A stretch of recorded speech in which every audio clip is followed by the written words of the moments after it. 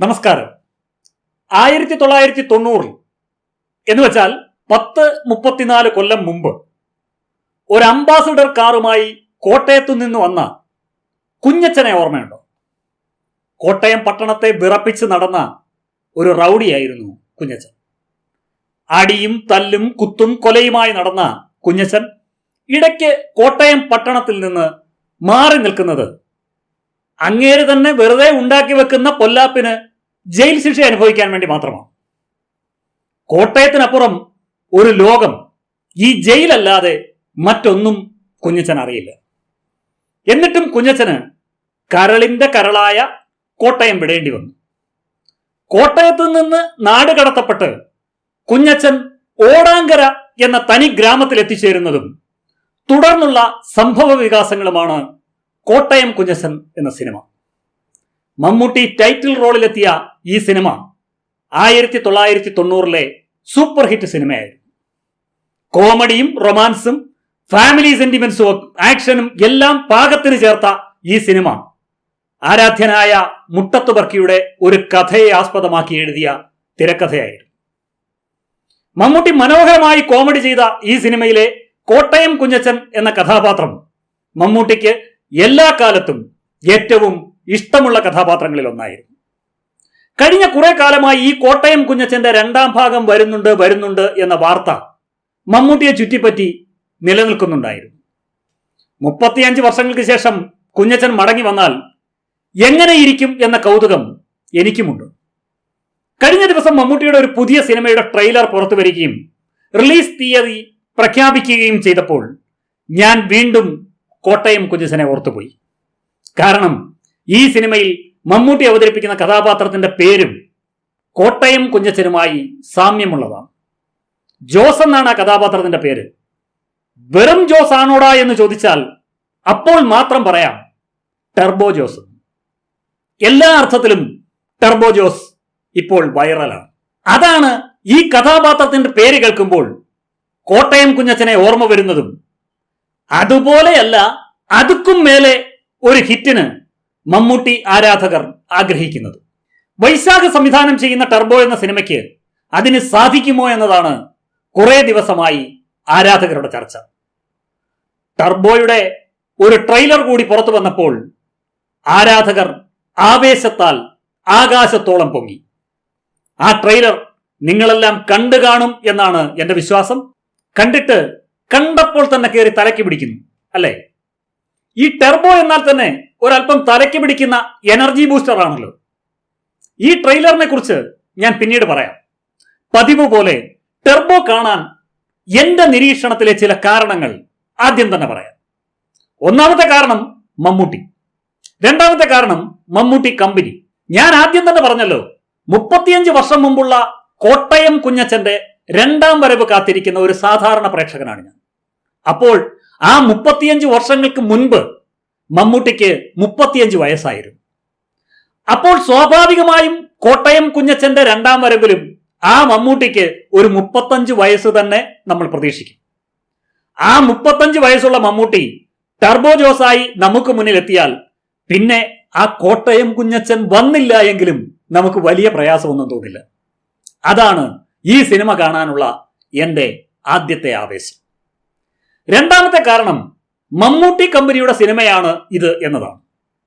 2021 ഈ മമ്മൂട്ടി കമ്പനി എന്ന production house Mammootty സ്ഥാപിക്കുന്നത്. അതിനു മുൻപും മമ്മൂട്ടി മലയാള സിനിമയുടെ നിർമ്മാണ പ്രവർത്തനങ്ങളിലൊക്കെ പല പേരിൽ ഭാഗമായിരുന്നു. ഈ സിനിമ മമ്മൂട്ടി കമ്പനിയുടെ 5ാമത്തെ സിനിമയാണ്. റോഷാക്ക്, നൻപകൽ നേരത്ത് മയക്കം, കണ്ണൂർ സ്ക്വാഡ്, കാതൽ എന്നിവയാണ് ഇതുവരെ നിർമ്മിച്ച സിനിമകൾ. അതിൽ ഈ കണ്ണൂർ സ്ക്വാഡ് മമ്മൂട്ടിയുടെ കരിയറിലെ തന്നെ ഏറ്റവും വലിയ ബോക്സ് ഓഫീസ് വിജയങ്ങളിൽ ഒന്നായിരുന്നു.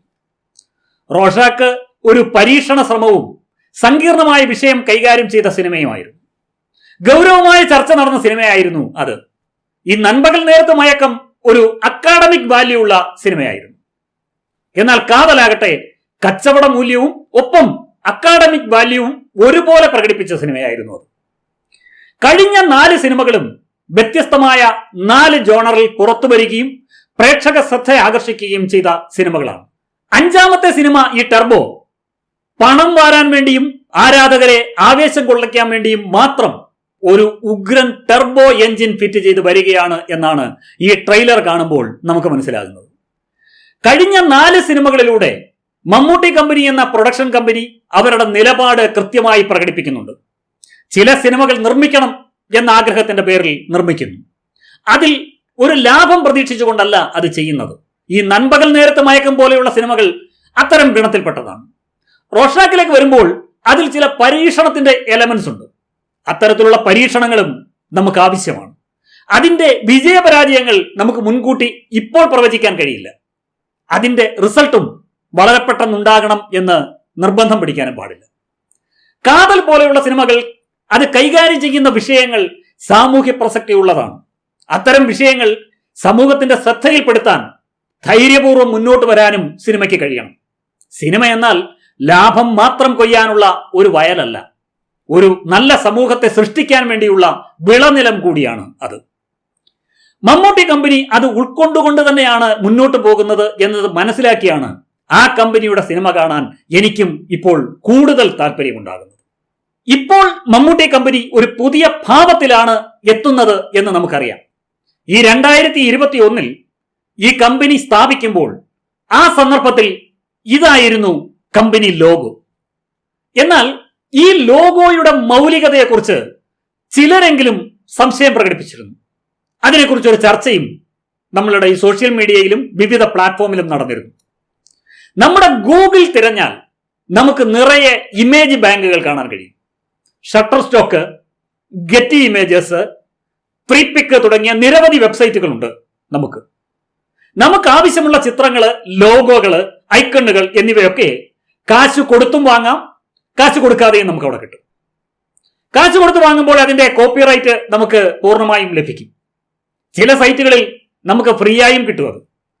അത്തരത്തിലുള്ള ഒരു സൈറ്റിൽ നിന്നും ഡൗൺലോഡ് ചെയ്ത ഡിസൈനിൽ മമ്മൂട്ടി കമ്പനി എന്ന പേര് മാത്രം ആഡ് ചെയ്തിട്ടാണ് ഈ ലോഗോ അവതരിപ്പിച്ചിരുന്നത്. നിർമ്മിച്ച ചിത്രങ്ങളുടെ എല്ലാം ഗുണനിലവാരം പരിശോധിക്കുമ്പോൾ ഈ ലോഗോ നിർമ്മിച്ച രീതി പരക്കെ വിമർശനം ഏറ്റുവാങ്ങി. അത് മനസ്സിലാക്കിയ മമ്മൂട്ടി ലോഗോ തന്നെ മാറ്റി. ആദ്യത്തെ ഈ ലോഗോ പലയിടത്തും പലരും പല രീതിയിൽ ഉപയോഗിച്ചിട്ടുണ്ട് എന്നതും ലോഗോ മാറ്റാൻ ഒരു കാരണമായി. മമ്മൂട്ടി കമ്പനി നിലവിൽ വരുന്നതിന് മുൻപ് പുറത്തിറങ്ങിയ ഒരു പുസ്തകമാണ് ഇത്. സിനിമയെ സംബന്ധിച്ച ഒരു പുസ്തകം തന്നെയാണ്. അതിന്റെ കവർ പേജിൽ പോലും ഉള്ളത് ഈ മമ്മൂട്ടി കമ്പനി സ്വീകരിച്ച ലോഗോയുടെ മറ്റൊരു പതിപ്പാണ്. അങ്ങനെയുള്ള ചില കാര്യങ്ങൾ ശ്രദ്ധയിൽ വന്നപ്പോൾ കഴിഞ്ഞ വർഷം മമ്മൂട്ടി നിർമ്മാണ കമ്പനിയുടെ ലോഗോ ഡിസൈൻ മാറ്റി. ഇപ്പോഴുള്ള ലോഗോയാണ് ഈ കാണുന്നത്. മലയാളത്തിലെ മാ എന്ന അക്ഷരവും കമ്പനിയുടെ ക എന്ന അക്ഷരവും ഒപ്പം ഒരു മൂവി ക്യാമറയും ഉൾപ്പെടുത്തിയാണ് ഈ പുതിയ ലോഗോ തയ്യാറാക്കിയിരിക്കുന്നത്. മ എന്ന മലയാളം അക്ഷരത്തിന് മലയാളം എന്നോ മമ്മൂട്ടി എന്നോ നിങ്ങൾക്ക് വ്യാഖ്യാനം നൽകാം. 2 അക്ഷരങ്ങൾ മലയാളത്തിൽ ലോഗോയിൽ ഉൾപ്പെടുത്തുക വഴി മമ്മൂട്ടിയുടെ ഭാഷാ സ്നേഹവും പ്രകടിപ്പിക്കാൻ അത് അവസരം നൽകുന്നു. ലോഗോയ്ക്ക് മലയാള തനിമ ഇപ്പോൾ ഫീൽ ചെയ്യുന്നുണ്ട്. 5ാമത്തെ സിനിമയുടെ പ്രദർശനത്തിന് ഒരുങ്ങി നിൽക്കുന്ന മമ്മൂട്ടി കമ്പനിക്ക് എല്ലാ നന്മകളും ആശംസകളും നേരുകയാണ് ഞാൻ.